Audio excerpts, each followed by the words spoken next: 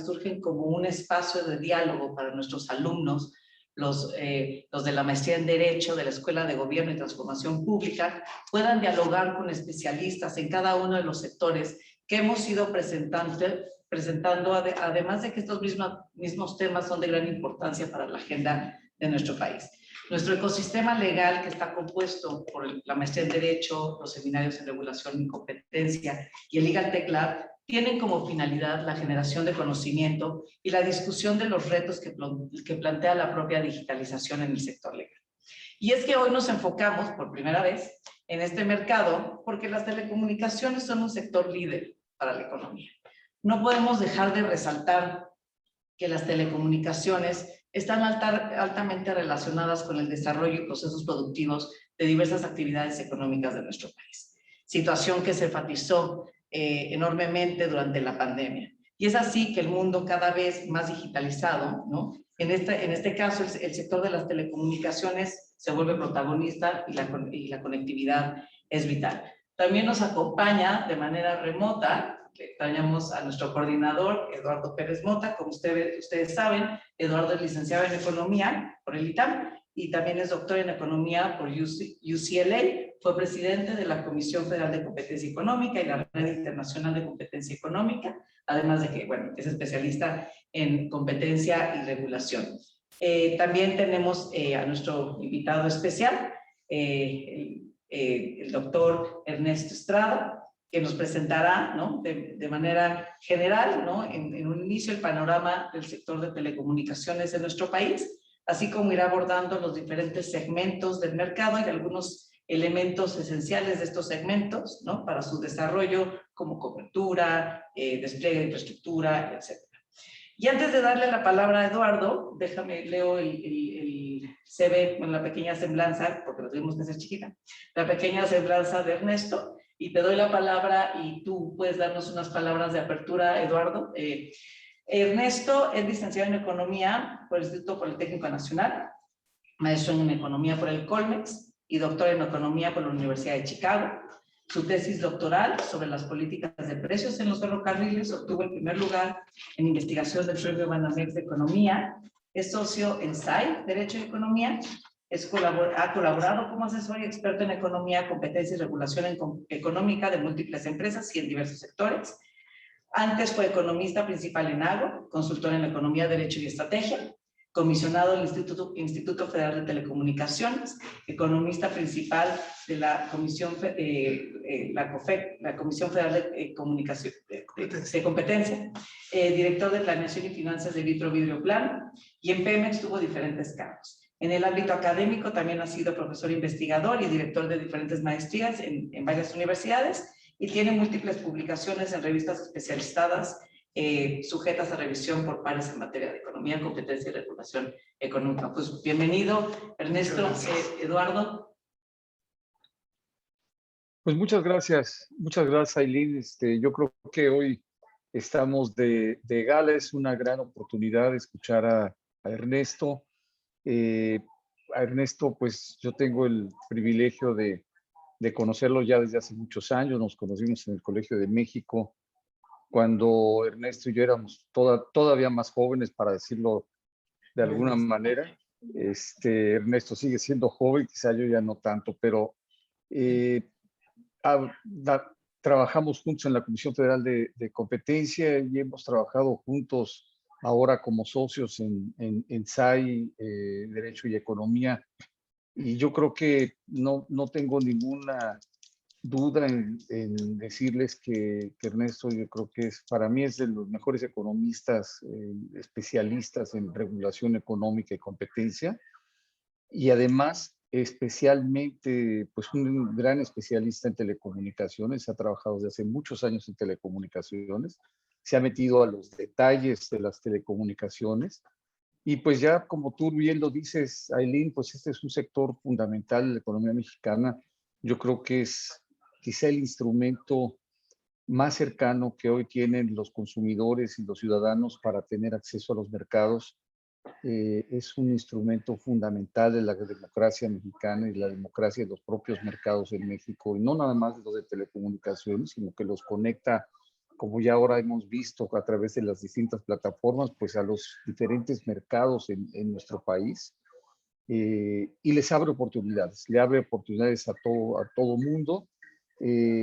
Tener competencia y eficiencia en las telecomunicaciones es tener un país productivo y un país que tiene acceso a los productos y servicios y que además tiene acceso a la innovación, que es fundamental. Entonces yo me quedo aquí. Va a ser un privilegio escuchar a Ernesto y tener la oportunidad de intercambiar algunas ideas con él. Muchas gracias, Aileen y Ernesto. Muchísimas gracias por acompañarnos. Salvador, un gusto. Ernesto, todo tuyo, aquí está. Muchas gracias. Antes que nada, agradecer la invitación. Es un gusto estar acá y platicando de temas que son tan interesantes, ¿no? Y a los que personalmente me he dedicado mucho tiempo.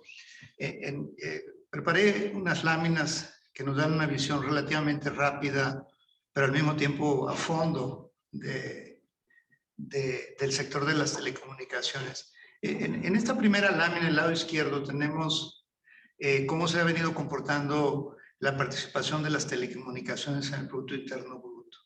Y para mí es muy ilustrativo. Este crecimiento significa pues, que está creciendo el sector de las comunicaciones sustancialmente más rápido que el promedio de la economía. Pero adicionalmente nos dice que trae un ritmo de crecimiento que básicamente yo soy un poco simplista a la hora de plantear el objetivo de política pública y de regulación del sector. Es dejemos lo que siga creciendo, no le metamos barreras y busquemos aquellas que tiene para que crezca más rápido, porque es un sector muy noble que ha crecido de manera muy acelerada a pesar de todos los problemas que enfrenta y conlleva con este crecimiento pues bienestar, yo diría, no solo porque contribuye a elevar la productividad de todas las actividades económicas, sino porque también da la oportunidad de la población de acceso, como decía Eduardo, no solo a los mercados, ¿no?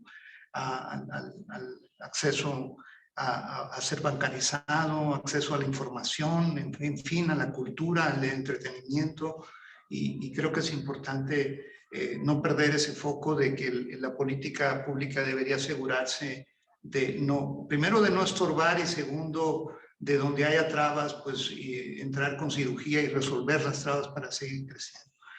Por otro lado, del lado derecho, vemos un contraste que ha crecido muy rápido, pero sigue habiendo unas enormes brechas, ¿no? A veces los que tenemos acceso a los servicios de telecomunicaciones ya lo damos por un hecho, que los tenemos. Sin embargo, hay un número muy importante de la población que no tiene acceso. Del lado derecho lo que tenemos lo que hice es comparar los datos del censo de 2010 con los datos del censo que acaba de concluir el INEGI del 2020. Vemos, en los casos en que vemos de crecimiento no quiere decir que hay menos suscriptores, simplemente que el número de hogares creció más rápido que el número de hogares con el servicio.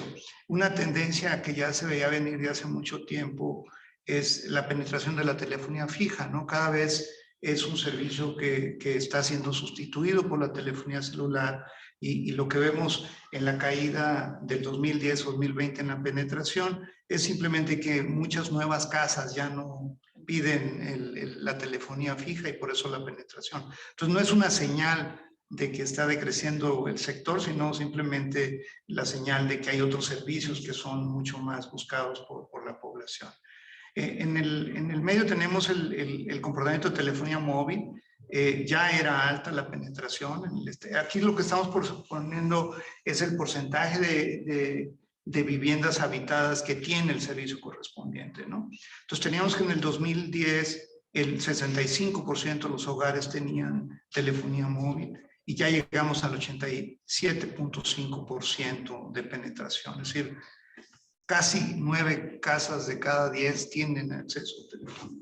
Pero ese cachito que falta, pues es el más complicado, ¿no? Porque normalmente estamos hablando de hogares que no tienen acceso a cobertura. No es que tengan la cobertura y no contraten el servicio, sino que no tienen ni siquiera la cobertura. Y si alguno de los servicios creo que nos permite plantear la posibilidad de una cobertura total es el de telefonía móvil. Más adelante abordaré en más detalle este tema. Internet está creciendo, pero apenas un poco más de la mitad de los hogares en el país tienen, ¿no?, Internet. Es decir, cerca de la mitad de los hogares no tienen el servicio y los que lo tenemos, pues no nos podemos imaginar no teniéndolo, ¿no? Ahorita por el acceso que nos permite. Entonces, ese plantea un reto fundamental, ¿no?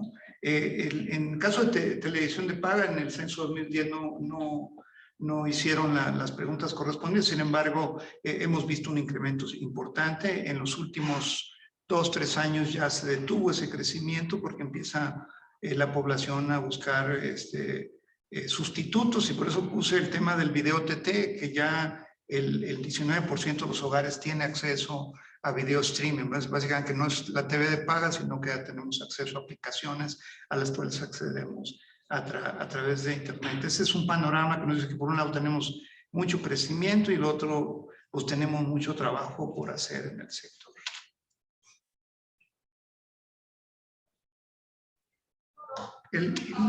Separamos los servicios. Me gustaría nomás regresar tantito a la lámina anterior. En el área azul tenemos 3 servicios principales. En el área anaranjada de la gráfica al lado izquierdo tenemos radio y televisión. Es un sector que en términos relativos es pequeño en el sector de telecomunicaciones, pero además se está reduciendo. Es decir, la televisión sigue siendo importante, pero los ingresos que recibe la televisión y la radio por publicidad cada vez son menos porque están siendo sustituidos por la publicidad a través de básicamente plataformas, ¿no? A través de Internet. En el lado azul tenemos 3 servicios principales. Hay otros servicios relacionados, pero tenemos básicamente Internet fijo y móvil, telefonía fija y móvil y televisión de paga, ¿no? Es costumbre separar el sector de telecomunicaciones entre servicios fijos y servicios móviles. Es la forma en que lo vamos a platicar. Primero vamos a ver, y son realmente los mismos 3 servicios, ¿no? Es telefonía, Internet y, por llamarlo de alguna manera, no es televisión de paga, pero sí es acceso a través de videos a través de Internet móvil.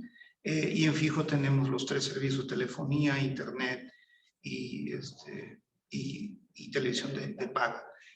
Aquí tenemos el comportamiento del número de suscriptores de telefonía, Internet y TV de paga. Es un crecimiento importante. Estos no son suscriptores únicos. En muchos de estos suscriptores puede ser uno que tiene los 3, ¿no? Lo que hacemos aquí es separar suscripciones. Puede ser la misma persona, en algunos casos. De hecho, el número promedio de servicios fijos que tiene un suscriptor ya está cercano a los 2. Es decir, cuando tú contratas, antes contratábamos por separado los servicios, ahorita la gran mayoría de las empresas que ofrecen estos servicios nos los ofrecen en doble play o en triple play, ¿no? Entonces, estos suscriptores son los suscriptores por cada uno de los servicios. Del lado derecho, lo que hicimos es la línea negra nos dice el comportamiento de los ingresos de las empresas. Estamos ahorita en la vecindad de 200,000 millones de pesos anuales en ingresos de las operadoras físicas. Es un sector bastante grande. Y andamos en cerca de 65, 67 millones de suscriptores.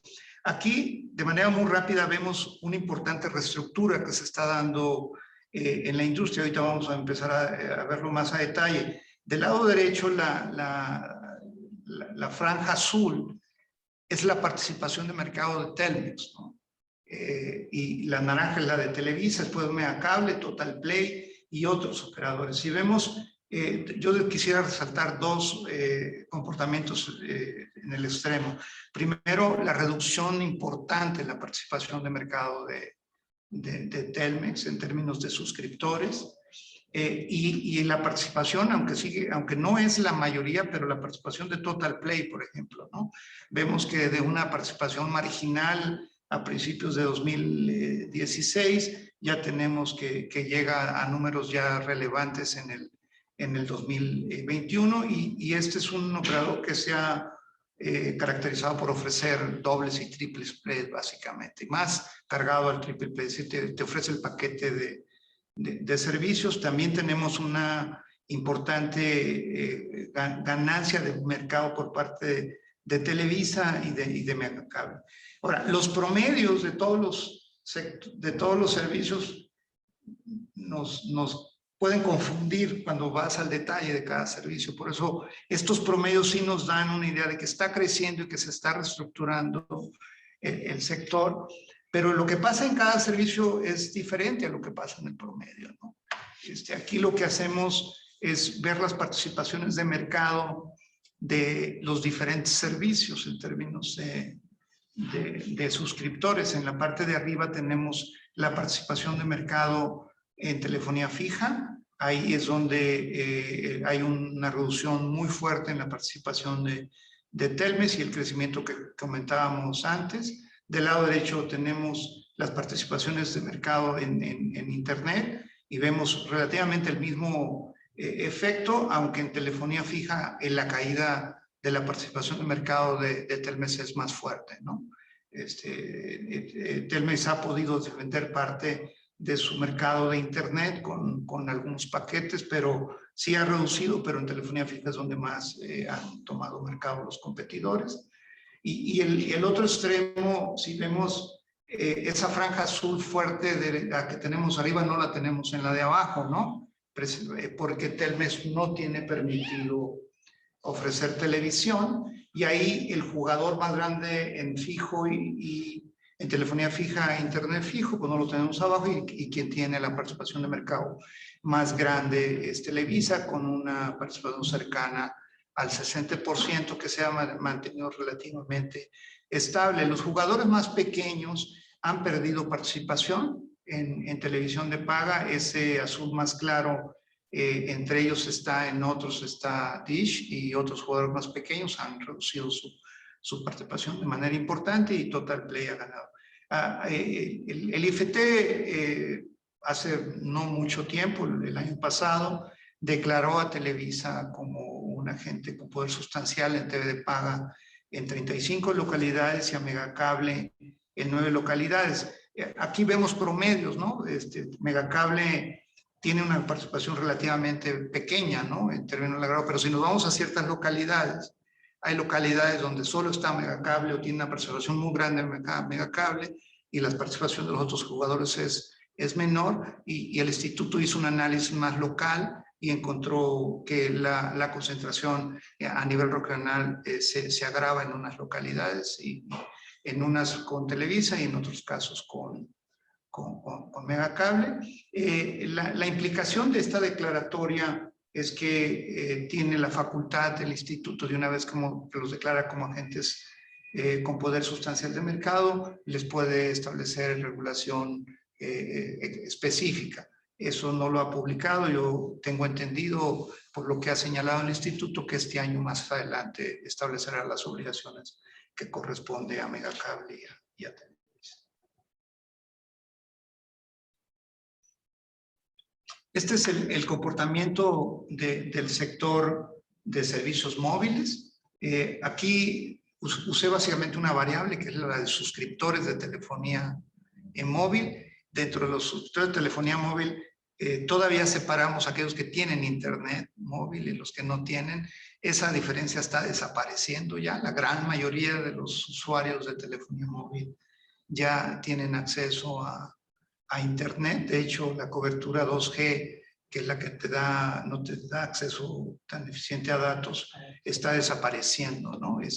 Lo que vemos del lado izquierdo es el número de suscriptores, y del lado derecho los ingresos. La línea nos dice la evolución de los ingresos, y las barras fuertes nos dan las participaciones. El año pasado, los ingresos totales de los operadores móviles anduvo en la vecindad de 270, 280 mil millones de pesos al año. y hubo un crecimiento importante entre 2016 y 2021. Los ingresos de los operadores móviles se incrementaron en 48,000 millones de pesos. Y en los suscriptores hubo un incremento de 22,3 millones de suscriptores. Estamos ya cercanos, estamos por arriba de 120 millones de suscriptores de telefonía móvil. A diferencia de lo que vemos en los servicios fijos, la estructura de mercado sí ha reflejado algunas variaciones, pero yo me atrevo a decir que tiene relativa estabilidad las participaciones de mercado. Del lado izquierdo vemos que la participación de Telefónica es más alta que la de AT&T, ¿no? En términos de suscriptores. Lo que pasa es que el ingreso promedio por suscriptor de Telefónica es menor que el de AT&T.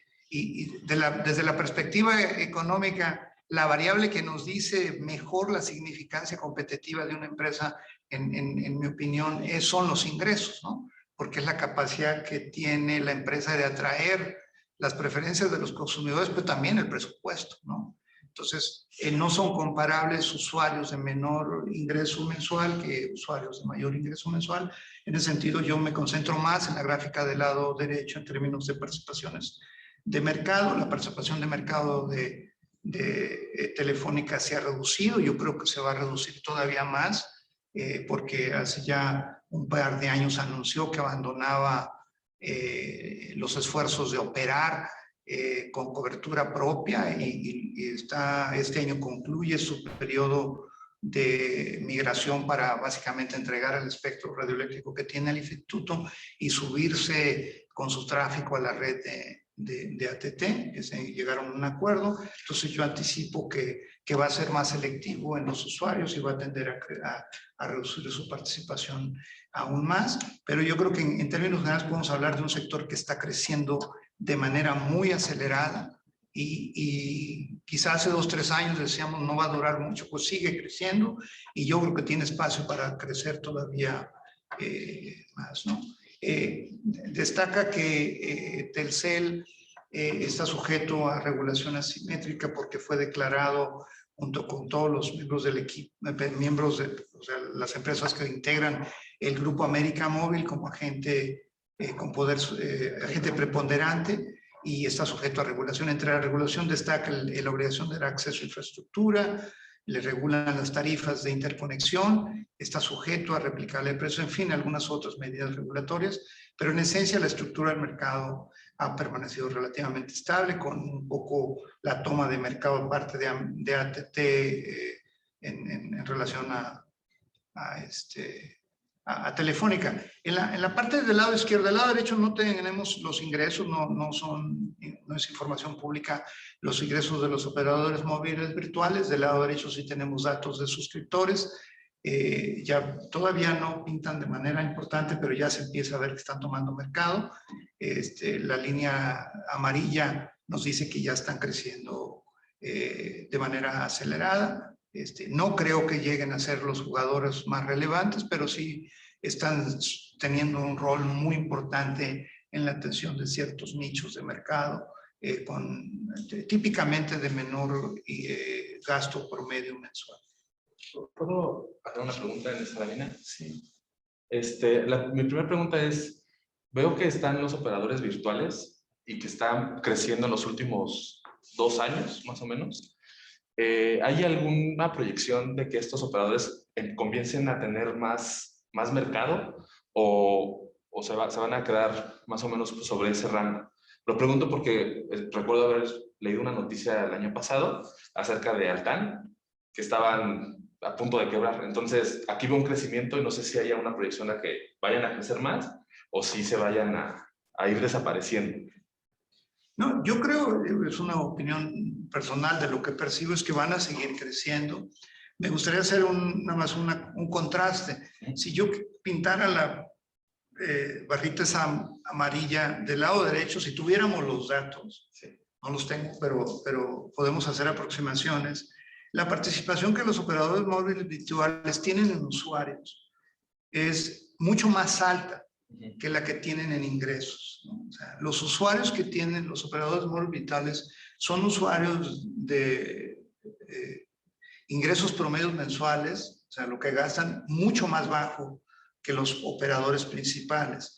Entonces sí van a crecer, en términos de ingresos están creciendo mucho menos, pero yo francamente no los veo como un grupo de operadores que van a estar dirigiendo la dinámica central de competencia. Creo que sí juegan un rol importante, pero van, en mi opinión, a seguir siendo operadores que atienden ciertos nichos de mercado. Entonces van a ser importantes en ciertos nichos de mercado, yo no creo que desaparezcan. Estos operadores pueden, o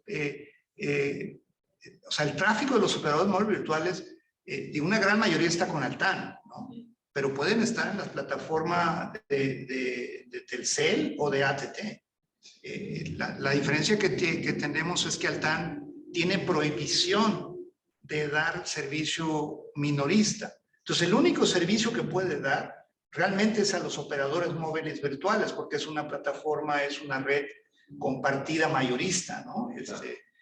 Yo creo, digo, ahorita vamos a entrar un poco al detalle, pero independientemente del futuro de Altán como operador independiente de los dos operadores con infraestructura que es ATT y Telcel, los operadores tienen un rol que jugar. Obviamente, si tú tienes un operador dedicado exclusivamente, pues tienes un aliado que va a buscar que el rol de estos operadores sea más importante, ¿no? Entonces yo sí diría que sí, independientemente del futuro van a tener un rol, pero si resuelve la problemática financiera, creo que el rol puede ser más importante si se mantiene en operación y el proyecto de la red compartida se hace viable en el mediano y largo plazo.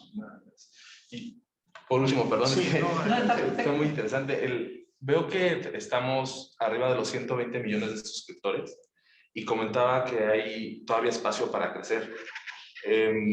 Haciendo números rápidos, en mi cabeza ubico somos como 140 millones de mexicanos, menos las personas que viven en pobreza, menos las personas que son menores de edad. ¿Cómo sería el crecimiento del sector si haciendo un poco alegorías, bueno, referencia a estos números muy rápidos, pareciera que está saturado el mercado? Mira, la referencia que podemos utilizar para ver qué tanto espacio que tenemos para crecer es la penetración en otros países. Y en otros países la penetración no es de 1 a 1, o sea, no es una limitante donde tengas un suscriptor por persona, por habitante.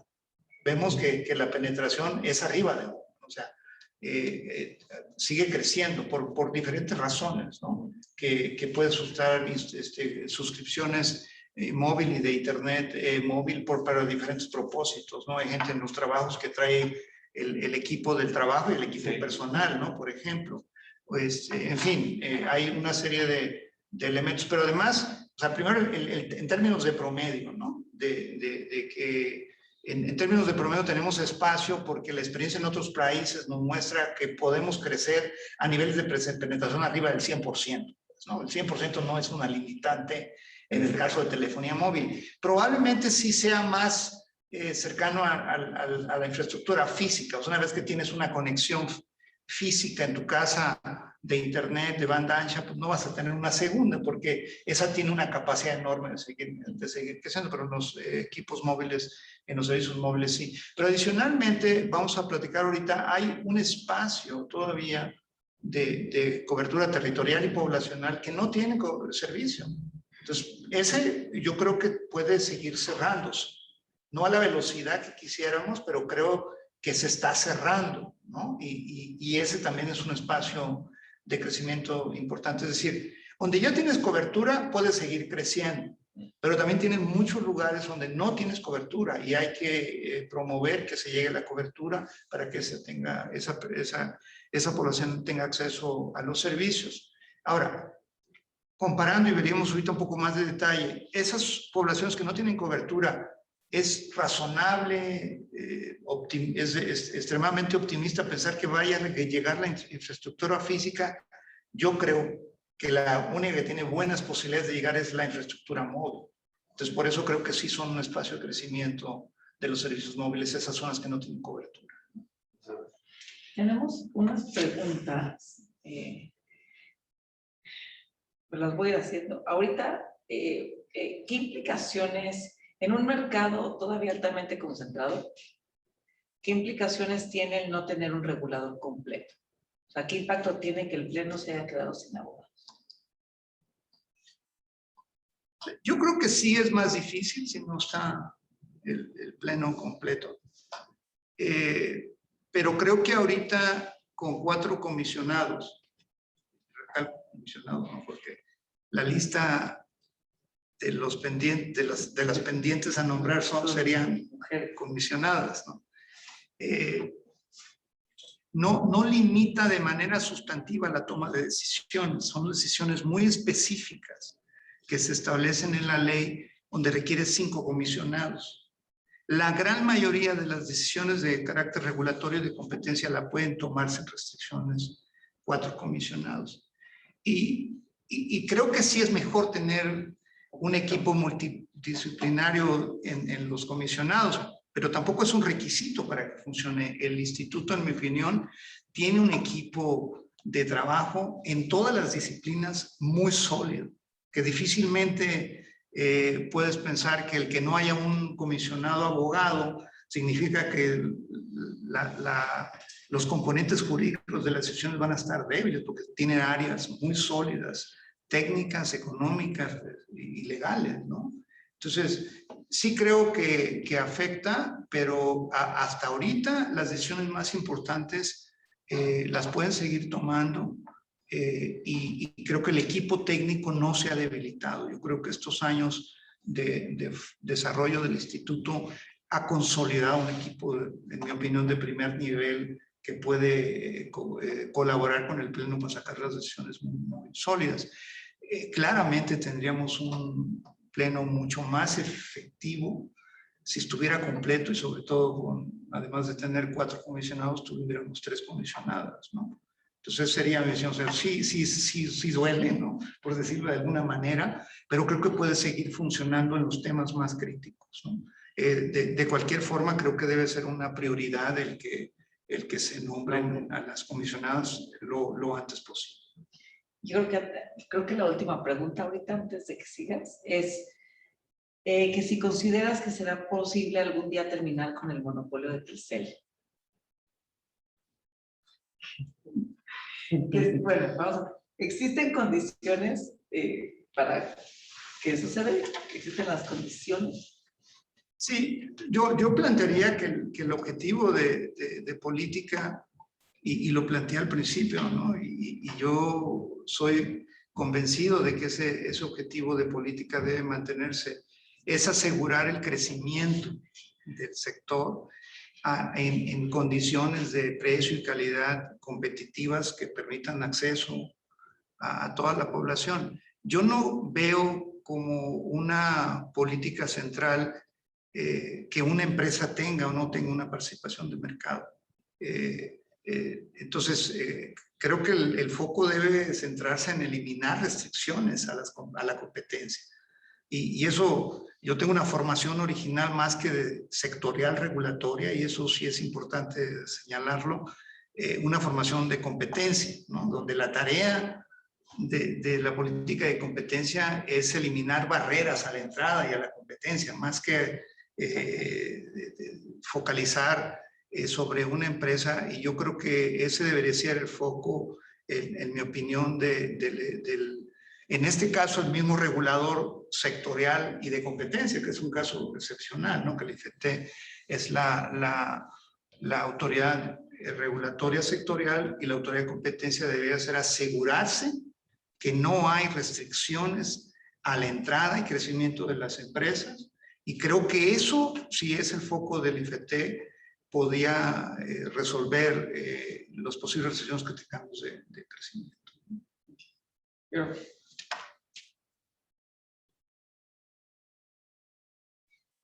Los precios, inicialmente, del lado izquierdo tenemos la línea azul del lado izquierdo, es el índice de precios al consumidor agregado, ¿no?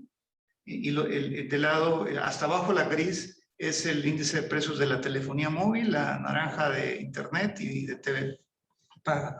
Los precios nominales de la TV de paga y de internet han estado creciendo, pero están creciendo por abajo del índice de precios al consumidor, lo que dice que en términos reales está creciendo. Sin embargo, creo que sí muestra espacio de introducir competencia para que los precios del internet y de la TV de paga pues cambian de tendencia, aún en términos nominales. Esto no parece viable en otros sectores, ¿no? O sea, no solo que no crezca en términos reales, sino que no crezca ni siquiera en términos nominales. La evolución y el desarrollo tecnológico de las telecomunicaciones es tal que cada vez tenemos servicios, más baratos. Es decir, lo que estábamos consumiendo, ahora consumimos más y lo pagamos más barato, ¿no? Por eso ponía las dos gráficas. Inicialmente, cuando básicamente con la llegada de AT&T que entró al mercado, se vino una dinámica de reducción de precios en telefonía móvil muy fuerte, lo que vemos ahí de 2014 a 2016, ¿no? Es una baja importante y no estoy hablando en términos reales, son términos nominales. Los precios nominales de la telefonía móvil se fueron a la baja. Ahora, ya se detuvo la caída, en términos nominales básicamente está estable. Sin embargo, aquí tenemos un efecto relevante, que lo mismo que pagamos por el servicio, lo vemos a nivel de casa, pero también a nivel de servicio móvil, cada vez podemos consumir más con el mismo precio. Por eso ponía del lado derecho el consumo de datos que se está dando. Es una cosa muy importante de crecimiento. Entonces, aunque en términos nominales la telefonía fija no esté, la telefonía móvil no esté bajando, si tomamos en cuenta el paquete de datos que estamos y sacamos precios por unidad de datos, probablemente encontraríamos que sí está bajando. En fin, yo creo que la dinámica de precios nos muestra que este es un sector que podemos sacarle mucho provecho, es decir, consumir más, sacarle provecho en términos de productividad, acceso a las comunicaciones y sin tener que pagar más por los servicios, ¿no? En TV de paga, internet fijo no es el caso. No han crecido en términos reales, pero creo que hay espacio para una dinámica más fuerte de competencia en precios. Y el tráfico móvil, pues no ha cambiado mucho la infraestructura. O sea, obviamente, ahora con 5G vamos a hacer un upgrade de las redes, pero el punto es que con la misma infraestructura de los últimos años, 2, 3 años, cada vez pueden transmitirse más datos, ¿no? Y los mismos equipos que tenemos cada vez son más eficientes, más rápidos. Es decir, la tecnología está permitiendo que hagamos un consumo mayor de datos cada día.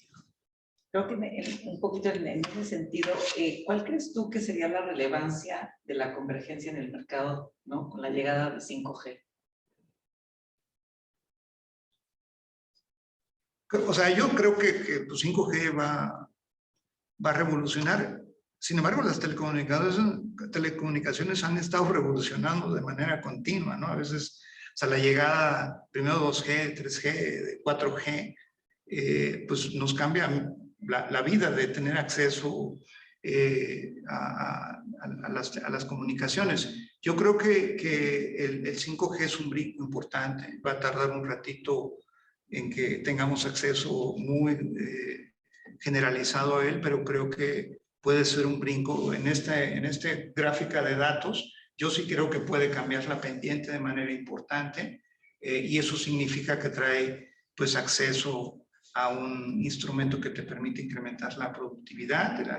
5G está diseñado también no solo para el consumo individual, sino para ser un instrumento para las empresas, para ser más productivo. Entonces yo creo que va a ser una contribución fenomenal. Ya empezamos en México, pero creo que pues, todavía falta mucho por hacer y vamos atrasados realmente, ¿no? Otros países han entrado antes que nosotros, pero creo que sí estamos entrando bien, en mi opinión. Los dos principales operadores ya anunciaron los planes de penetración. Tengo una consulta.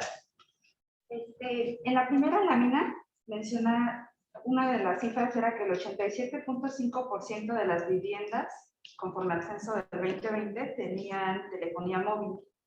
¿Cómo será que levanta este indicador el INEGI? O sea, con una persona de la familia lo ponen como afirmativo, y más allá de eso, o sea, por ejemplo, cuando vemos estos números, ¿de cuántas personas estamos hablando que tengan un teléfono celular y de esas cuántas tuvieran acceso a internet? O sea, porque pues suena muy bien el indicador 87.5, pero más allá de eso, o sea, me quedé con esa duda desde el principio y ahorita no sé. Yo creo que es importante la pregunta, por eso haría la comparación con el otro dato que viene ahí. Efectivamente, si una persona tiene telefonía móvil, con eso, Con una. sí, si el hogar tiene acceso al servicio. Esa es la pregunta. A diferencia de la telefonía fija, es que está en el hogar, ¿no? Telefonía móvil, o sea, puede ser una persona, y no necesariamente todas las personas tienen acceso, es el hogar el que tiene disponibilidad del servicio. Es importante mencionar que el internet que estamos poniendo aquí no es internet fijo, es internet que puede ser internet fijo, internet móvil. Entonces ahí vemos la combinación, ¿sí? O sea, nosotros no estamos planteando que el 87 tiene internet, ¿no? La pregunta fue separada de telefonía móvil, celular e internet. Entonces ahorita lo que puedo decir es que el 52% de los hogares tiene acceso a internet, no el 87. Ahora, lo que sí es importante aquí tiene relación con la pregunta de convergencia. Si ya tienes telefonía móvil, es una buena señal, ¿no? Porque cada vez tenemos más acceso a internet móvil a través de la telefonía, ¿no? De la telefonía móvil. La diferencia entre telefonía sin internet y telefonía móvil sin internet y con internet se está cerrando. Yo sí creo que va eventualmente a desaparecer, y esa clasificación que hace el Instituto de suscriptores de telefonía móvil y suscriptores de telefonía móvil va a desaparecer relativamente pronto. Y aquí, por ejemplo, la evolución en tecnología, mencionaba yo, ahorita vamos a ver los números de 2G, se están desmantelando ya las plataformas de 2G. Ahora, una vez que tienes cobertura móvil, ahora, yo lo que veo es que primero es tener acceso, ¿no? El hecho que tengas acceso a internet móvil no significa que ya vas a poder ver las películas, ¿no? En streaming, porque pues te va a salir caro, en una hora te acabas el presupuesto del mes, ¿no? Pero ya tienes acceso a mensajes, ¿no? Tienes acceso a hacer consulta rápido, tienes acceso a aplicaciones de salud, de finanzas, de educación. Entonces ya estás dando un brinco relevante, ¿no? Y el hecho que tengas la cobertura, pues ya te permite dar ese primer paso. No estamos diciendo que inmediatamente que tengas acceso ya vas a tener acceso indiscriminado a internet. Ahí sí la diferencia entre internet fijo y móvil es fundamental, ¿no? Porque una vez que tienes internet móvil ya no te preocupas, perdón, fijo, no te preocupas realmente por los datos, ¿no? Es que ya te acabaste los datos, de hecho no hay límite y consumes. En el móvil sí te cuidas, ¿no? Ahora, ahí también la tecnología nos está permitiendo cada vez en otros países el consumo ilimitado de datos. En móviles cada vez es más común. Yo creo que en la medida que tengamos acceso al servicio, con el desarrollo tecnológico, podemos aspirar a que tengamos acceso a internet de manera efectiva. Sí, perdón. ¿Cuál es el impacto que ha tenido la creación de instituciones como Prontel y Telecom en el mercado? ¿O dónde se ven reflejadas ese impacto? Prontel fue una institución que es básicamente como instrumento su objetivo inicial para el desarrollo de la red compartida, ¿no? Entonces yo no veo un rol significativo más allá de facilitador. Realmente es el concesionario del espectro radioeléctrico que utiliza Altán, ¿no? Y es la relación del gobierno con Altán es en buena medida a través de Prontel. Entonces yo lo ato, posiblemente pierda algún rol relevante más allá de eso, pero yo en buena medida lo vinculo al futuro de la red compartida, ¿no? Es el concesionario, los contratos que se tienen firmados son con Prontel, y en ese sentido es fundamental en relación con el desarrollo de la red compartida, ¿no?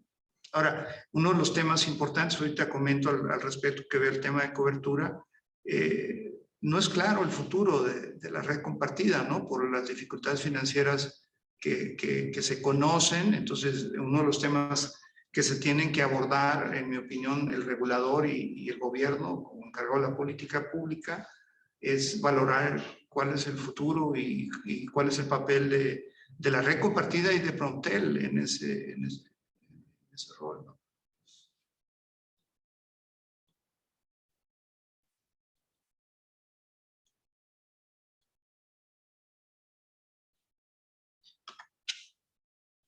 Aquí sí hice básicamente son gráficas que tomé de la página de internet del IFT. Tienen una deficiencia importante que podemos resolver con análisis muy micro. Yo lo he hecho en algunas regiones, pero es un trabajo un poco tedioso. Este es la cobertura poblacional de cada uno de los operadores, ¿no? Tenemos que Telcel en 3G tiene 87.8% de cobertura, es decir, básicamente lo que hace es, tenemos el mapa de cobertura de sus torres y se estima la población que vive en esa área de cobertura y eso es el dato que tenemos aquí. En 4G tiene 81, ATT está en la vecindad de 55, en 3G y en 4G en 58.9 y luego Altán, que ha estado creciendo de manera importante. ¿A qué me refería la deficiencia de estos números? Es que no conocemos el traslape, ¿no? O sea, podemos pensar que falta la diferencia entre 87.8 y el 100% de la población no cubierta, que es la que apunto ahí. Pero es posible que Altán, un subconjunto de la cobertura de Altán, cubra lo que no cubre Telcel. Eso es un ejercicio de mucho detalle que hay que hacer, ¿no? De mi conocimiento, el instituto no ha publicado el número de cuál es la población que no tiene cobertura de ningún operador, ¿no? Lo único que puedo decir es que es significativa, es importante. Si hay zonas de no traslape, creo que no van a ser que nos lleven al 95% de cobertura. Creo que si llegamos al 90% me parece bastante optimista, ¿no? Entonces, tenemos 15.4 millones de personas que no tienen cobertura de Telcel, que es el operador que mayor cobertura tiene, ¿no? Y el reto es muy importante, ¿no? Si son 15 o son 10, sigue siendo un reto importante. Una pregunta ahí. ¿Esos 15.4 millones de personas sin cobertura, existen datos para saber qué territorio abarcan? O sea, si a lo mejor es la gran mayoría del territorio del país, o son zonas pequeñas, o están muy aisladas. Sí, casi por definición, se trata de localidades de muy baja, o sea, primero localidades muy remotas y de muy baja densidad poblacional. Esa es la característica. Porque si fueran de alta densidad y no fueran muy remotas, fuera viable los operadores llegar con una torre y dar el servicio. Cuando te vas al análisis micro de cobertura, vas a ver que esas son las características. Y eso es lo que hace más difícil ofrecer cobertura, ¿no? Porque los proyectos de cobertura móvil tienden a ser viables con la densidad, donde pones una torre y en un radio de 2 kilómetros, ¿no? Tienes una masa de potenciales clientes que te dan viabilidad al negocio. Si tú te vas a una zona remota y pones una torre y viven 200 personas, no hay manera de que en un mecanismo de mercado puedas sacar los recursos necesarios para mantener la torre y las comunicaciones necesarias para vincular la torre al resto del sistema. Entonces, un poco el punto es que a lo más tenemos 15.4 millones, ¿no? De población sin cobertura. Puede ser menos en la medida que Altán o ATT, yo diría más Altán porque ese es su objetivo, dar cobertura, pudiera tener cobertura en algún subconjunto de estos 15.4 millones de personas. Los comentarios que se ponen al lado son en este sentido.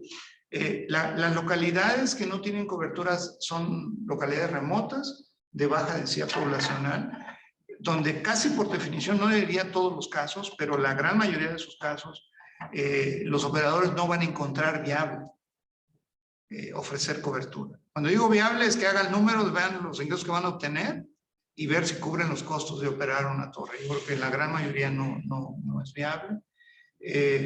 Es improbable, en mi opinión, que Altán resuelva ese gap. O sea, sí puede contribuir, pero no creo que lo va a cerrar a llegar a cobertura total, y sobre todo tomando en cuenta las dificultades financieras que anunció el público, ¿no? Que está en un proceso. Y si estas, o sea, en el sentido de si estas brechas no van a ser, ¿no?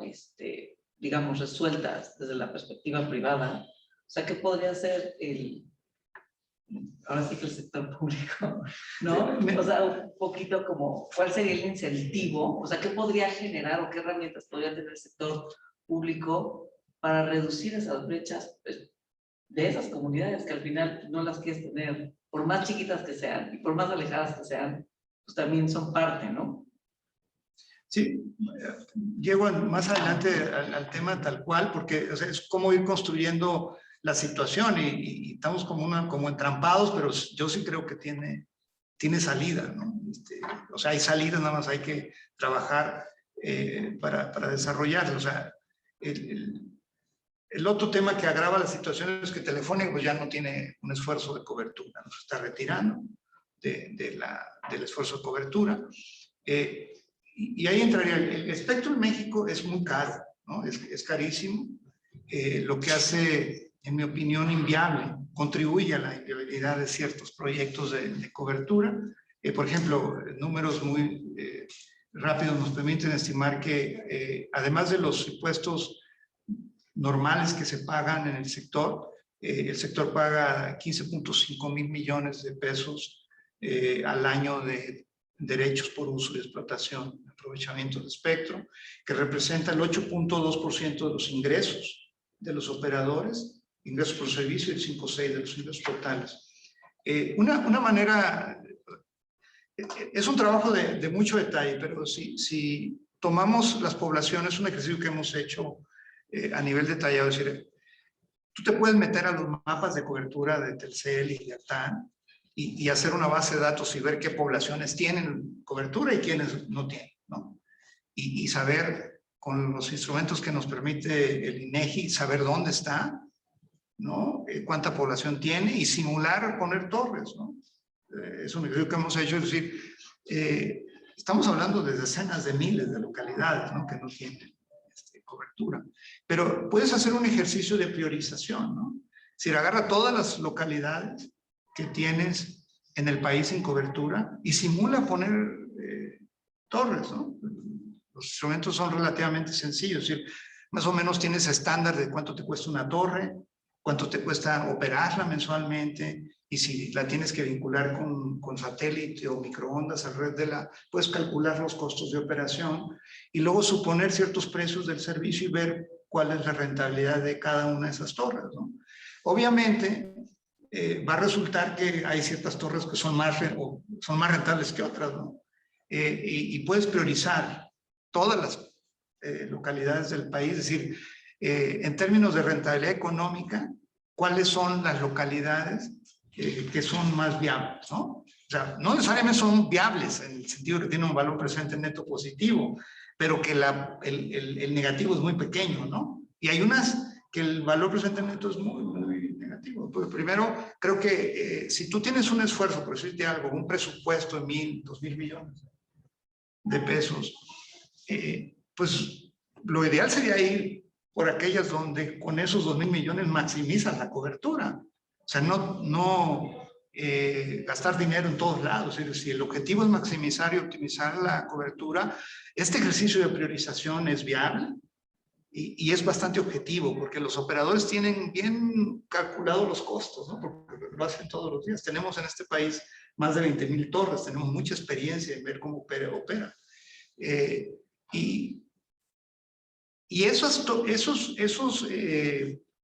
localidades donde es relativamente viable dar servicio, tú puedes ofrecer incentivos competitivos para que ofrezcan un proyecto, ¿no? Es decir, a mí me aterra, y lo digo expresamente, que una entidad del gobierno diga, ahora yo voy a ir a poner torres y ofrecer el servicio, ¿no? Porque pues tenemos operadores que eso se dedican, ¿no?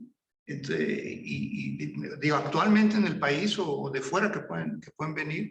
Entonces tú puedes diseñar un mecanismo que las primeras localidades que puedes llegar 1 millón, 2 millones de habitantes, ofrecerles cobertura, ofrecer proyectos, es decir, ¿quién me hace el proyecto más barato? Y tú le cubres la diferencia.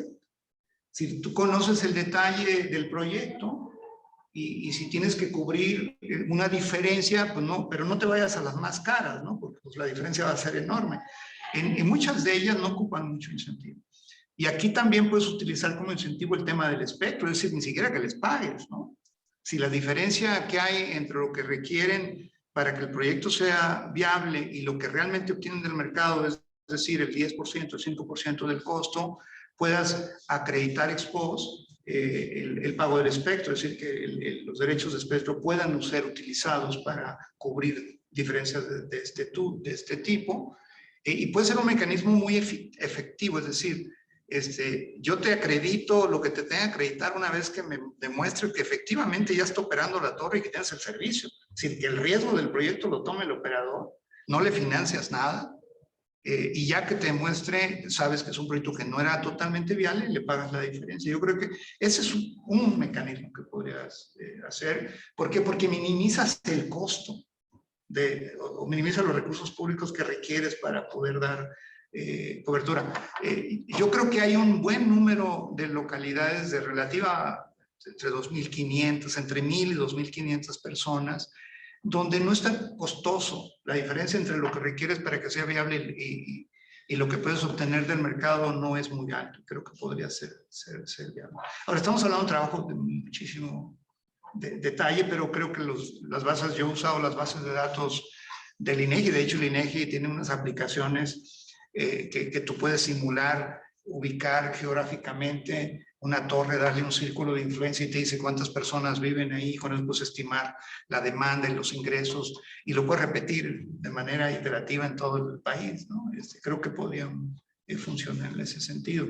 Yo sí creo que solo que haya una política pública, eso que estoy comentando tiene que ser parte de una política pública que fomente el desarrollo de este tipo de proyectos. Puede haber otros mecanismos, el que la propia población se organice y haga contratos de servicios. Sin embargo, son proyectos normalmente complicados desde el punto de vista técnico. O sea, alguien que no tiene experiencia difícilmente los va a desarrollar bien.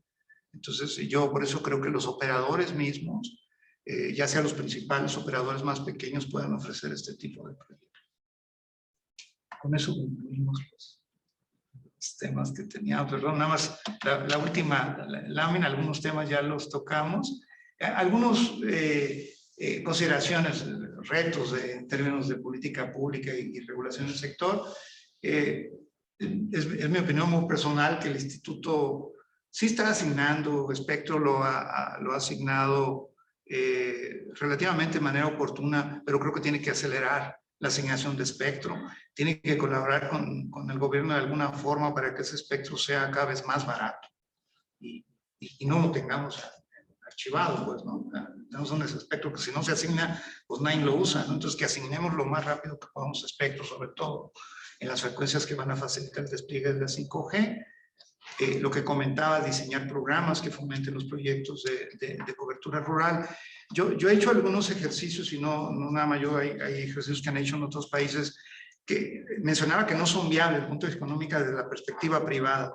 Sin embargo, si tomas en cuenta la evidencia que existe del efecto positivo que tiene en la productividad, el bienestar de la población, tener cobertura, y esos efectos los tomas en cuenta desde la perspectiva social, son económicamente viables una gran mayoría de los proyectos de cobertura de este país. Desde la perspectiva privada, por el componente social no lo tomas en cuenta, pero una política pública que los internalice, podemos anticipar que la externalidad positiva de la cobertura móvil es importante y eso hace viable los proyectos. Y por eso tiene sentido, en mi opinión, que haya políticas encaminadas a promover proyectos de cobertura rural.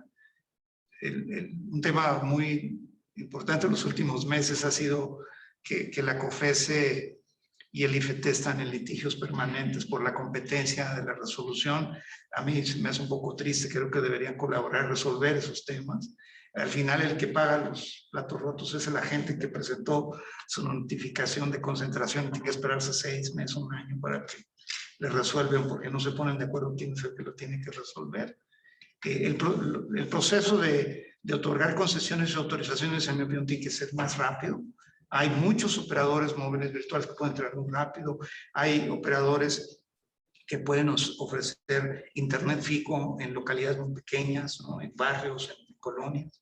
Entonces, creo que el instituto, y me parece que fue el foco adecuado, primero, pues a los grandes problemas, ¿no? De grandes concesionarios, grandes autorizaciones, pero creo que tiene que diseñar un mecanismo de atender a pequeños jugadores que no tienen la capacidad de hacer esos procesos administrativos tan costosos.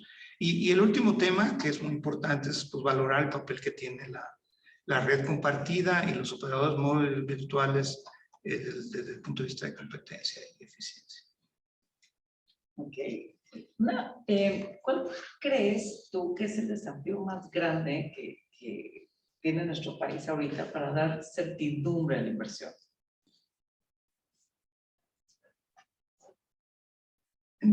Voy a hablar de telecomunicaciones. Sí, claro, sí, de telecomunicaciones, claro. Sí, porque la pregunta puede sí, ser, bueno, sí, no, telecomunicaciones. ser muy amplia. Yo creo que estamos convergiendo. Si vemos los datos, este es un sector donde si te metes a la página, le llaman el Banco de Información de Telecomunicaciones del IFT, puedes ver las inversiones que se están desarrollando trimestre a trimestre. Van un poco atrasados, ahorita publicaron el primer trimestre del año pasado. Pero si ver los datos de inversión en el sector de telecomunicaciones de 2014 a la fecha, es difícil decir que no hay inversiones, ¿no? Entonces, algo te señala de que el marco ha estado contribuyendo al sector. Yo creo que tener un regulador fuerte, independiente, ha contribuido y el que no lo sea en el futuro puede poner en riesgo la certidumbre regulatoria y eso sí creo que puede poner en riesgo las inversiones. Yo creo que consolidar el marco regulatorio que se tiene actualmente es el camino a seguir para dar seguridad de que hay inversiones. Yo sí creo que hay inversiones, no las suficientes como podemos ver, hay pendientes muy importantes, pero creo que sí hemos avanzado en los últimos años en términos de inversión. Cambiar de modelo regulatorio y de esquema regulatorio, ahorita sí me parece que podría poner en riesgo la seguridad de las inversiones y ahuyentarlas. Tenemos una pregunta. ¿Cómo se encuentra el mundo y México en términos de considerar el acceso a Internet como un derecho universal gratuito? Pues en México ya está, ¿no? Como derecho en la Constitución. Yo creo que se refiere de facto. No sí, digo, o sea, pero desde el punto de vista conceptual, pues tenemos muchos derechos en la Constitución que son un poco académicos, ¿no? Yo creo que el tema de Internet sí debería y puede traducirse en un derecho en la práctica. Y yo el tema de gratuito, para mí no es fundamental, porque en la medida que se tenga acceso y se tenga acceso en condiciones competitivas, en mi opinión es suficiente. Ahora, es el componente de gratuito es precisamente en aquellos sectores sociales y sobre todo regionales, porque comentaba hace rato yo clasifico el problema de cobertura en dos, de manera dicótoma. O sea, donde ya tienes infraestructura fija, es decir, tienes los cables de fibra óptica y tienes los cables que pasan enfrente de las casas y tienes las torres. Obviamente, cuando tú tienes infraestructura fija, las torres tienen un costo de operación mucho más bajo porque inmediatamente se conectan a la red cableada, que es diferente que pongas una torre aislada y tenga que comunicarse por microondas o por satélite. Entonces, si tú tienes una localidad donde ya tienes cobertura fija, el tema de la penetración se está dando de manera muy rápida, porque la capacidad de los operadores móviles es muy amplia, porque se conectan inmediatamente a la fibra, entonces tienen una gran capacidad de transmisión de datos, te ofrecen servicios muy baratos, y digo, simplemente lo veíamos con los números. Hace 10 años lo comparamos con ahora básicamente todos los que estamos en la zona metropolitana, independientemente del nivel social, tenemos acceso a un equipo móvil a un costo relativamente accesible. Entonces, el tema es cuando ya no es viable, que es donde no tienes cobertura. Entonces ahí ofrecer el servicio probablemente ya no sea viable y ahí sí tengas que contribuir con recursos para que des cobertura, no necesariamente gratis, pero si no es viable, con el precio de mercado no se hace viable que a través de estos mecanismos o algunos otros contribuyas a que se cierre el diferencial y si no es gratis, por lo menos que contribuyas con una parte, no necesariamente del pago del servicio, sino al que lo ofrece, le des incentivos para que lo cobre más baratos, absorbiendo parte de los costos. Entonces yo por eso hacía la pregunta, ¿es viable la cobertura total? Yo creo que el internet fijo más móvil o móvil, dependiendo de dónde estemos hablando, sí creo que es algo a lo que podemos aspirar, si no el 100%, algo cercano al 100%. O sea, la tecnología nos dice que podemos acceder a él y el efecto que tiene en el bienestar de la población es tal que creo que vale la pena hacer el esfuerzo de lograr. Y de que de un ejercicio académico que está en la Constitución se convierta en un ejercicio que realmente nos contribuye a todos. Okay. En su opinión, ¿vale la pena que el gobierno siga impulsando la red compartida? No conozco los detalles de los números financieros para contestar la pregunta. Yo necesariamente por sesgo natural lo contestaría en términos de viabilidad económica, ¿no? O sea, si los recursos que requiere para que funcione tienen sentido en relación al valor agregado que va a tener al mercado, pues la respuesta sería, pues sí, vale la pena, ¿no? Pero si los recursos que se requieren invertir no están justificados por la cobertura adicional, el servicio adicional que va a traer a la población, pues la respuesta sería no tengo los datos para contestarla, básicamente. Entonces yo creo que deberías, por eso hago el planteamiento de una valoración, ¿no? Es decir, hay que valorar el gap, o sea, la brecha digital que tenemos en cuanto Altán puede contribuir a cerrarla, ¿no? Y si eso que contribuye a cerrarla, lo que se tiene que invertir, lo justifica adelante. Si no lo justifica, pues creo que hay que buscar alternativas. Desafortunadamente no conozco los números. Los números que yo conozco son los públicos, es decir, y no son alentadores, francamente, ¿no? O sea, si vemos lo que ha invertido en el Banco de Información de Telecomunicaciones del IFT, están los registros de lo que ha invertido Altán cada trimestre. Y también tenemos los ingresos de Altán cada trimestre. Entonces existe un diferencial enorme entre las inversiones que ha hecho y los ingresos. Estaba viendo el último trimestre que tiene un crecimiento. El primer trimestre del año pasado tuvo, si recuerdo bien, ingresos de alrededor de 550 millones de pesos, pero los niveles de inversión están en unas dimensiones distintas. Entonces, para que sea viable, yo con esos números anticipo, pues tienen que crecer muchísimo en usuarios y en ingresos para que pueda ser financiables, autofinanciables las inversiones. Pero eso es lo único que conozco yo, los detalles de los estados financieros y de los ingresos de los últimos 3 trimestres y sus perspectiva lo desconozco, pero me parece que el ejercicio tendría, en mi opinión, que ser de esa naturaleza, ¿no? El Estado, independientemente de los recursos que directamente le está invirtiendo, ya le está invirtiendo un recurso fundamental, que son los 90 megahertz de espectro que tiene y por el cual Altán hace un pago equivalente aproximadamente al 10% de lo que haría otro operador, ¿no? Entonces ya hay una inversión y esa misma tiene que ser valorada, ¿no? Como si es una inversión rentable desde el punto de vista público, social o no. Ese sería el planteamiento que yo haría. Gracias. Eduardo, ¿tienes alguna? Pues mira, yo creo que se han hecho muy buenas preguntas. Quizá la única que yo te diría, Ernesto, es los precios de los diferentes servicios. Digamos, Cuando nosotros vemos de la reforma de 2013, la reforma de telecomunicaciones, sus objetivos y demás, al día de hoy vemos la evolución de precios de Internet, de telefonía fija, telefonía móvil, televisión de paga. ¿Cómo se muestra esa evolución? ¿Cómo sientes que han variado y qué tanto se ha cumplido con los objetivos pues uno de los objetivos dentro de varios de la reforma, que era tener precios que fueran accesibles para la mayoría de la comunidad de todos estos servicios? Yo creo que se han cumplido de manera parcial, o sea, sí se ha avanzado, pero hay un espacio de mejora importante. O sea, el sesgo extremo que tengo como economista es pues ver el crecimiento del mercado. O sea, es un mercado que está creciendo, está penetrando en niveles socioeconómicos que antes pensamos que no podían acceder a estos servicios. También te señala que hay una tendencia de cada vez son más accesibles.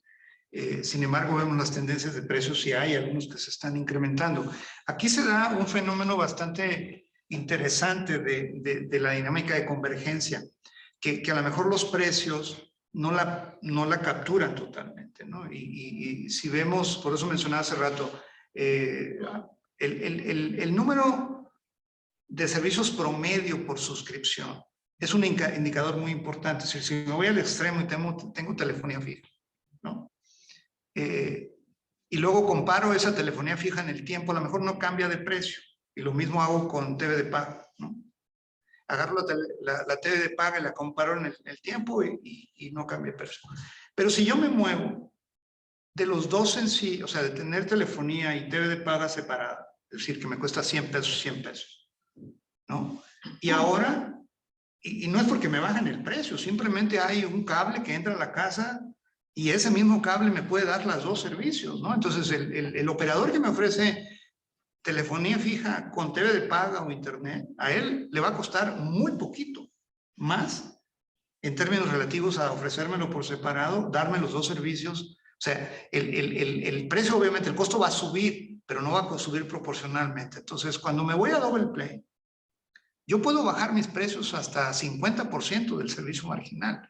Es decir, si vemos el precio de dos servicios por separado, en este ejemplo, no estoy exagerando, ¿no? Es decir, que me cuestan 200 pesos y si los junto me cuestan 150 pesos, ¿no? Pues yo ya le bajé al precio marginal de cualquiera que agregué el servicio de pago y eso para efectos de consumidor, pues es una baja en el precio. O sea, lo que estaba pagando, antes estaba pagando 200 pesos y ahora estoy pagando 150 pesos, ¿no? Eso, hace un par de años ya metió el índice de precios del doble, el triple play. Pero la dinámica de precios, si yo veo el precio de la telefonía por separado, y son los que vimos aquí, el de la TV por separado no me está capturando ese efecto. Entonces yo creo que sí se ha dado un importante efecto. El promedio, de acuerdo a la Enduti, hace un par de años estábamos hablando de que en promedio las suscripciones son de 1.9 servicios por suscripción. Y hace 4 o 5 años era sustancialmente más bajo. Entonces esa dinámica de movernos cada vez más a doble y triple play trae consigo una reducción significativa en los costos para los usuarios. Y ese es un efecto, no es que los operadores sean, ¿no?, generosos y nos den un descuento, simplemente es un beneficio de la convergencia tecnológica, ¿no? Entonces ese es un tema que también creo que se ha avanzado mucho en términos de dar acceso a los... Ahora, las personas que viven en zonas rurales pues no tienen ese beneficio, pues, porque no tienen el cable donde se pueden dar estos 2 o 3 servicios. La TV de paga la reciben por satélite y el móvil por otro lado y no tienen telefonía fija ni internet fijo. Eduardo, ¿algún? Gracias. No, yo no tengo más preguntas. Yo creo que ha sido muy rica esta presentación y creo que nos ha dado una muy buena idea de dónde. Yo tengo una pregunta más. ¿Hay algún, digo, no sé si conozcan la tecnología de internet satelital? por ejemplo, que está como Starlink. Sé que es una tecnología nueva y que ahorita es muy cara, pero en los próximos años esto vendría a sustituir de alguna manera el acceso al Internet a través de la telefonía móvil o a través de cableado. Yo creo que puede contribuir en ciertos nichos y ciertos usos del Internet. No creo que sea la solución, francamente. Es decir, creo que el Internet satelital es un complemento a la cobertura fija y a la cobertura móvil, ¿no? Que la cobertura móvil normalmente se centra donde está la población. Si te mueves, quedas fuera de la cobertura y hay servicios muy eficientes que te permiten en el mismo equipo ya. De hecho, hay tecnologías que te permiten estar en móvil y te cambias a tecnología satelital. Sin embargo, es como complemento. O sea, la velocidad de los datos y el costo promedio por datos es algo que yo no lo veo que se reduzca a niveles de que sustituyan a otro tipo de tecnologías. Entonces sí lo veo como un complemento importante. Ahora, habiendo dicho eso, en las poblaciones muy aisladas, el enlace satelital es el que te permite conectarte. O sea, no es el Internet satelital, sino que pone la torre y no puedes llegar por microondas, obviamente ni por cable. Lo que hacen y varios proyectos en México funcionan así, es que pones tu torre y te conectas por satélite, en el satélite. El servicio lo das con espectro de uso terrestre y es la torre, se te conectas a la torre y de ida y de vuelta, entonces tienes servicio que puede ser fijo, inalámbrico fijo o inalámbrico móvil, y el enlace satelital yo creo que en esos casos sí está contribuyendo de manera muy importante en México, pero no es Internet satelital, ¿no? Básicamente es un enlace de comunicación entre la torre y el satélite te conecta al resto de la red para que puedas tener acceso a Internet, ¿no? Pero no lo veo como un sustituto. Yo más bien creo que la tecnología móvil se está desarrollando de tal forma que cada vez es más eficiente y más barata. Bueno, pues muchísimas gracias. Los queremos invitar el 21 de abril a una mesa de discusión sobre el sector energético, sobre la discusión sobre una vez que se cierre el Parlamento. Y pues muchísimas gracias, Ernesto, por estar aquí, por Al contrario, un gusto. compartir todo el conocimiento. Eduardo, muchísimas gracias. Y gracias a todos los que se conectaron. Muchas gracias.